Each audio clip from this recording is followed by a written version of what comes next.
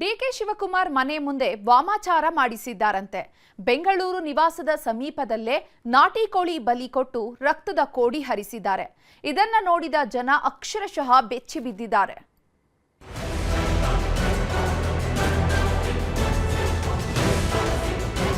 ಕೋಳಿ ಮತ್ತು ನಿಂಬೆಹಣ್ಣು ಇಂಥದ್ದೆಲ್ಲ ವಾಮಾಚಾರಕ್ಕೆ ಬಳಸ್ತಾರೆ.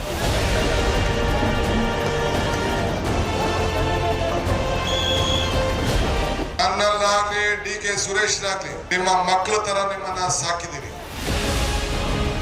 ದೇವರಿದ್ದಾನೋ ಇಲ್ವೋ ಗೊತ್ತಿಲ್ಲ, ದುಷ್ಟ ಶಕ್ತಿಗಳಿವೆಯೋ ಇಲ್ವೋ ಅದೂ ಗೊತ್ತಿಲ್ಲ. ಎಲ್ಲವೂ ಅವರವರ ನಂಬಿಕೆಗೆ ಬಿಟ್ಟಿದ್ದು. ಆದರೆ ಒಳ್ಳೆಯದು ಇದೆ ಅಂದಮೇಲೆ ಕೆಟ್ಟದ್ದು ಇದ್ದೇ ಇರುತ್ತೆ. ದೇವರನ್ನ ಆರಾಧಿಸೋರಿದ್ರೆ ದುಷ್ಟ ಶಕ್ತಿಗಳನ್ನ ಆವಾಹನೆ ಮಾಡೋರೂ ಇದ್ದಾರೆ. ಅದರಲ್ಲೂ ಈ ಮಾಟ ಮಂತ್ರ ಅನ್ನೋದು ಇದೆಯಲ್ಲ, ಇದ್ರಂತಹ ಡೇಂಜರಸ್ ಇನ್ನೊಂದಿಲ್ಲ. ತಲೆಮಾರುಗಳೇ ಉರುಳಿದ್ರೂ ಈ ಮಾಟ ಮಂತ್ರ ಅನ್ನೋದು ಹೋಗಿಲ್ಲ. ಎದುರಾಳಿಗಳ ಬಲಿ ಹಾಕೋದಿಕ್ಕೆ, ತಮ್ಮ ಪಾರುಪತ್ಯ ಮೆರೆಯೋದಿಕ್ಕೆ, ಅಧಿಕಾರದ ಗದ್ದುಗೆ ಏರೋದಿಕ್ಕೆ ಈಗಲೂ ಮಾಟ ಮಂತ್ರದ ಮಂತ್ರ ಮಾಡಿಸೋರಿದ್ದಾರೆ. ಇಂತಹ ಹೊತ್ತಲ್ಲೇ ಈಗ ಡಿಕೆಶಿ ಮನೆಯ ಕೂದಲೆಳೆ ದೂರದಲ್ಲಿ ವಾಮಾಚಾರ ಮಾಡಿದ್ದಾರೆ. 3 ರಸ್ತೆ ಕೂಡುವ ಜಾಗದಲ್ಲಿ ನೆತ್ತರ ಬಲಿ ಕೊಟ್ಟಿದ್ದಾರೆ.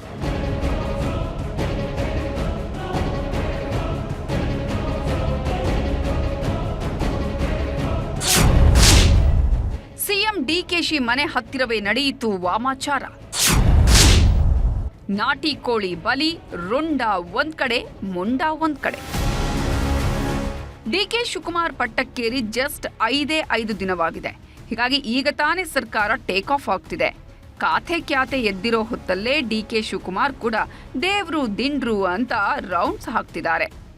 ಇದೇ ಹೊತ್ತಲ್ಲೇ ಈಗ ಡಿಕೆಶಿ ಮನೆ ಸಮೀಪವೇ ವಾಮಾಚಾರದ ನೆತ್ತರು ಹರಿದಿದೆ.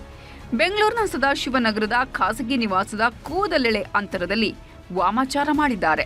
ಬಂಗಾರಪ್ಪ ಆಟದ ಮೈದಾನದ 3 ರಸ್ತೆ ಕೂಡುವ ಜಾಗದಲ್ಲಿ ವೃತ್ತ ಬರೆದಿರೋ ಕಿಡಿಗೇಡಿಗಳು ನಾಟಿ ಕೋಳಿ ಕತ್ತು ಕೊಯ್ದು ತಲೆ ಒಂದ್ ಕಡೆ, ದೇಹ ಒಂದ್ ಕಡೆ ಬಿಸಾಡಿದ್ದಾರೆ. ಇದರ ಜೊತೆಗೆ ನಿಂಬೆ ಹಣ್ಣು ಇಟ್ಟು ವಾಮಾಚಾರ ಮಾಡಿದ್ದಾರೆ.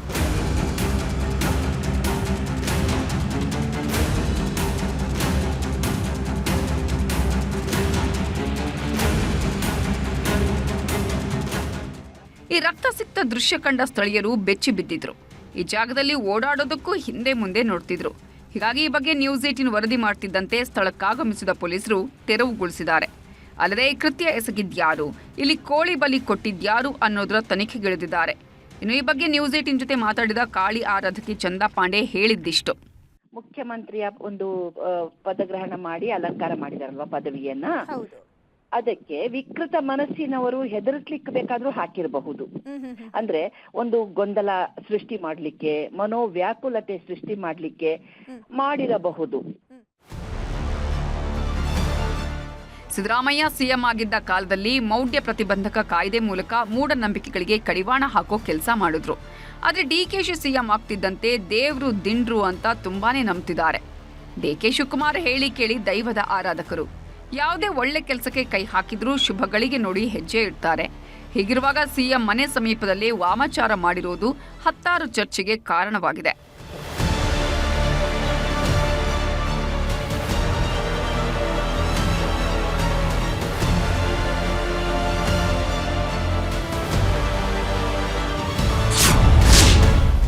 ಸ್ವಕ್ಷೇತ್ರದಲ್ಲಿ ಸಿಎಂ ಡಿಕೆ ಶಿವಕುಮಾರ್ ಅಬ್ಬರ.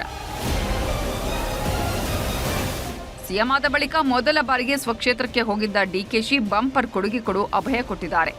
ಅಭಿಮಾನಿಗಳ ಜೊತೆ ರೋಡ್ ಶೋ ನಡೆಸಿದ ಸಿಎಂ ಶಿವಕುಮಾರ್ ಕೆಂಕೇರಮ್ಮ ದೇವಿಗೆ ವಿಶೇಷ ಪೂಜೆ ಸಲ್ಲಿಸಿದರು. ಬಳಿಕ ಕ್ಷೇತ್ರದ ಜನರನ್ನ ಉದ್ದೇಶಿಸಿ ಮಾತಾಡಿದ ಸಿಎಂ, ನಾನಿಲ್ಲಿಗೆ ಮುಖ್ಯಮಂತ್ರಿಯಾಗಿ ಬಂದಿಲ್ಲ, ನಿಮ್ಮೂರಿನ ಮಗನಾಗಿ ಬಂದಿದ್ದೀನಿ. ನಿಮ್ಮ ಆಶೀರ್ವಾದದಿಂದಲೇ ನಾನು ಸಿಎಂ ಆಗಿದ್ದೇನೆ. ಕನಕಪುರದಲ್ಲಿ ಹೈಟೆಕ್ ಆಸ್ಪತ್ರೆ ಮಾಡ್ತೀವಿ, ಸರ್ಕಾರಿ ಮೆಡಿಕಲ್ ಕಾಲೇಜ್ ಮಾಡ್ತೇನೆ ಅಂತ ಕ್ಷೇತ್ರದ ಜನರಿಗೆ ಅಭಯ ಕೊಟ್ಟಿದ್ದಾರೆ. ಹಾಸ್ಪಿಟಲ್ಗಳನ್ನು ತಂದಿದ್ದೇವೆ. ಮುಂದಕ್ಕೆ ಕನಕಪುರದಲ್ಲಿ ಇಡೀ ರಾಜ್ಯಕ್ಕೆ ಮೊದಲನೆಯ ಮೆಡಿಕಲ್ ಕಾಲೇಜು ಯಾವ್ದಾದ್ರು ಒಂದು ತಾಲೂಕು ಕೇಂದ್ರದ ಸ್ಥಳದಲ್ಲಿ ಇದೆ ಅಂತಂದ್ರೆ ಅದು ಕನಕಪುರದಲ್ಲಿ. ಇನ್ನೊಂದು ತಿಂಗಳೊಳಗಡೆ ಆ ಹಾಸ್ಪಿಟಲ್ ಮೆಡಿಕಲ್ ಕಾಲೇಜು ಭೂಮಿ ಪೂಜೆ ಮಾಡ್ತಾ ಇದ್ದೀವಿ. ಒಟ್ಟಿನಲ್ಲಿ ರಾಜ್ಯದಲ್ಲಿ ಡಿಕೆ ಪರ್ವ ಶುರುವಾಗಿದ್ದು ಅಡೆತಡೆಗಳು ಕೂಡ ಎದುರಾಗ್ತಿವೆ. ಇವೆಲ್ಲವನ್ನ ಹೇಗೆ ಮೆಟ್ಟಿ ನಿಲ್ತಾರೆ ಕಾದು ನೋಡಬೇಕು. ನಮ್ಮ ಲೀಡ್ಗಳು ಬಹಳ ಚೆನ್ನಾಗಿ